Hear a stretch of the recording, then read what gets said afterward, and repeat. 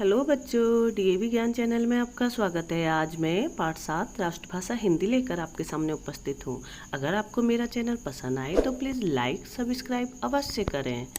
आइए अब हम प्रश्नों को शुरू करते हैं। प्रश्न 1, राजर्षि टंडन अंग्रेजी को 15 वर्ष की छूट दिए जाने के पक्ष में क्यों नहीं थे? उत्तर, उन दिनों कांग्रेस पर हिंदी के विद्वान श्री राजर्षि पुरुषोत्तम दास टंडन जी की पकड़ पंडित जवाहरलाल नेहरू जी से अधिक थी। नेहरू जी 10 वर्ष तक अंग्रेजी बनी रहने का हठ करने लगे, किंतु टंडन जी ऐसा करने को बिल्कुल राजी नहीं थे। ऐसे में सेठ गोविंद दास एवं पंडित बालकृष्ण शर्मा नवीन ने अनुनय विनय करके नेहरू जी के पक्ष में टंडन जी को राजी कर लिया और नेहरू जी द्वारा हिंदी को 15 वर्ष की छूट दे दी गई। किंतु हुआ वही जिसकी राजर्षि टंडन जी को आशंका थी। ये 15 वर्ष पूरे होते उससे पहले ही टंडन जी स्वर्गवासी हो गए। फिर से हिंदी की अवहेलना करके अंग्रेजी को प्रचारित किया गया, जो कि हिंदी के लिए पूर्णतया दुर्भाग्य था। यही कारण है कि जो स्थान आज हिंदी को प्राप्त है वह बहुत चिंताजनक है। आइए दूसरा प्रश्न शुरू करें।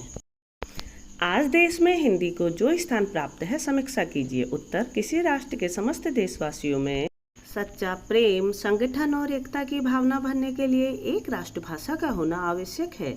इस बात से कोई बुद्धिमान व्यक्ति इनकार नहीं कर सकता। हालांकि आज कहने को तो हिंदी भारत की राष्ट्रभाषा है, किंतु उसे वह अधिकार नहीं मिल पा रहा है जिसकी वह अधिकारिणी है।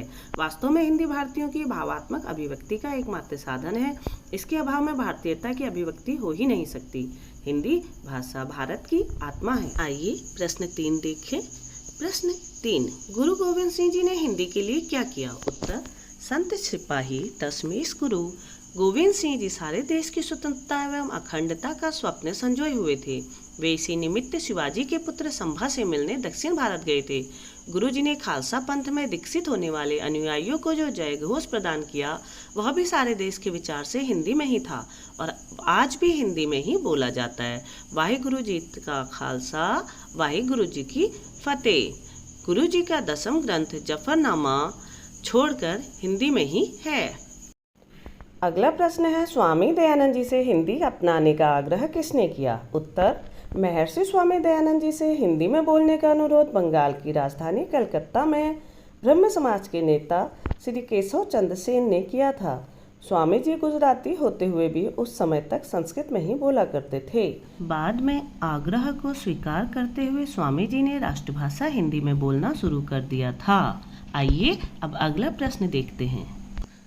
महात्मा गांधी जी ने बीबीसी के अधिकारियों को भारत के आज़ाद होने पर संदेश देने से मना क्यों कर दिया? उत्तर, देश के आज़ाद होने पर बीबीसी लंदन के अधिकारी महात्मा गांधी जी से ऐसा संदेश लेने के लिए पहुंचे जिसे वे रेडियो पर सुना सकें। उन दिनों बीबीसी से हिंदी में प्रसारण नहीं होते थे। परिणाम यह हुआ कि महात्मा गांधी जी ने कोई संदेश नहीं दिया और अधिकारियों को यह कहकर वापस लौटा दिया कि दुनिया को भूल जाना चाहिए कि गांधी अर्थात भारत देश भी अंग्रेजी जानता है। गांधी जी कहा करते थे, यदि मेरे हाथ में देश की बागडोर होती तो आज ही विदेशी भाषा का दिया जाना बंद करवा देता और सारे अध्यापकों को स्वदेशी भाषाओं को अपनाने के लिए मजबूर कर देता। धन्यवाद।